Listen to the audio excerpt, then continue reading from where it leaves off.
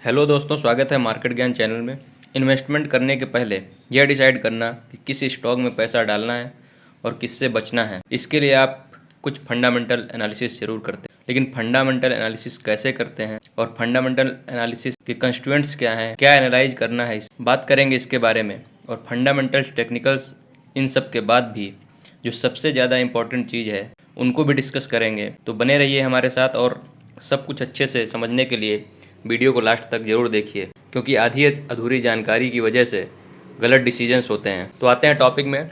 Daily life में आपने अपनी ज़रूरत की चीज़ों को खरीदने के लिए बहुत सारे पैरामीटर्स जिनके बेसिस पे आप डिसाइड करते हैं कि किस चीज़ को सिलेक्ट करना है, किस ऑब्जेक्ट को लेना है, किसको रिजेक्ट करना है। जैसे मान लीजिए कोई फ़ोन लेने आप किसी शॉप में गए, तो पहले आपने अपना बजट डिसाइड किया होगा। बजट के बाद जब बजट का एक रेंज डिसाइड हो गया, उसके बाद उस रेंज के जितने भी फ़ोन्स होंगे उसमें कंपेयर करेंगे कि किसका कैमरा क्वालिटी अच्छा है, बैटरी बैकअप किसका अच्छा है, कैपेसिटी, स्टोरेज किसका ज़्यादा है, प्रोसेसर कौन सी कंपनी का है और उस प्रोसेसर की स्पीड कितनी है।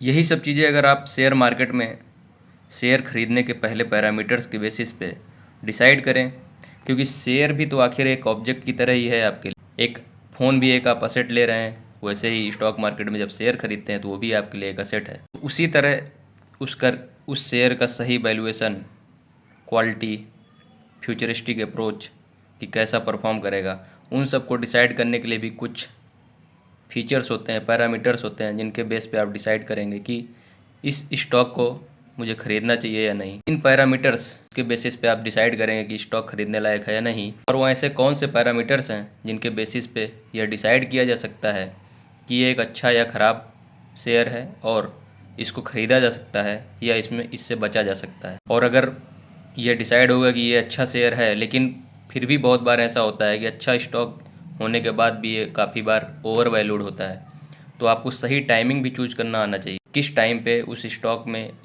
भले ही वो अच्छा स्टॉक है तो आप, इसका मतलब ये नहीं किसी भी टाइम पे आप इन्वेस्ट कर सकते हैं। उसका एक वैल्यूएशन होता है, वैल्यूएशन के अकॉर्डिंग वह स्टॉक ओवर वैल्यूड नहीं होना। तो टाइमिंग भी बहुत इंपॉर्टेंट चीज़ है। अल्टीमेट गोल आपका अच्छा रिटर्न बनाना है, तो अच्छा स्टॉक और बेस्ट टाइमिंग दोनों के कॉम्बिनेशन से ही अच्छा रिटर्न बनाया जा सकता है। तो बात करते हैं ऐसे पैरामीटर्स के बारे में जिनको एनालाइज करके सही स्टॉक्स पे इन्वेस्ट किया जा सकता है। मोस्ट इम्पॉर्टेंट थिंग, सेक्टर या इंडस्ट्री डिसाइड करना कि कौन सी इंडस्ट्री फ्यूचरिस्टिक है और फ्यूचर में ग्रोथ के ज़्यादा चांसेस किस इंडस्ट्री या सेक्टर में हैं। जैसे प्रेजेंट में एग्जांपल के लिए ले सकते हैं ग्रीन एनर्जी, जिसमें सोलर और विंड एनर्जी दोनों आते हैं, electric vehicles, IT sector etcetera के ग्रोथ के काफ़ी ज़्यादा हाई चांसेज हैं। तो आपने सेक्टर डिसाइड कर लिया कि किस सेक्टर में आप इन्वेस्ट करना चाहते हैं, इसके बाद उस सेक्टर की बहुत सारी कंपनीज़ में कंपैरिजन कर सकते हैं कि कौन सी बेस्ट कंपनी है। उसको चूज करने के लिए कंपनी का आप पीयर कंपैरिजन कर सकते हैं। पीयर कंपैरिजन करने के लिए स्क्रीनर ऐप जो फ्री में अवेलेबल है, उसमें आप जाकर किसी भी एक सेक्टर की कंपनी को सिलेक्ट करेंगे तो वो अपने आप पीयर कंपैरिजन दिखा देता है। पीयर कंपैरिजन में आपको करना क्या है, सबसे पहले देखना है कि मार्केट कैपिटलाइजेशन किस कंपनी का सबसे ज़्यादा है।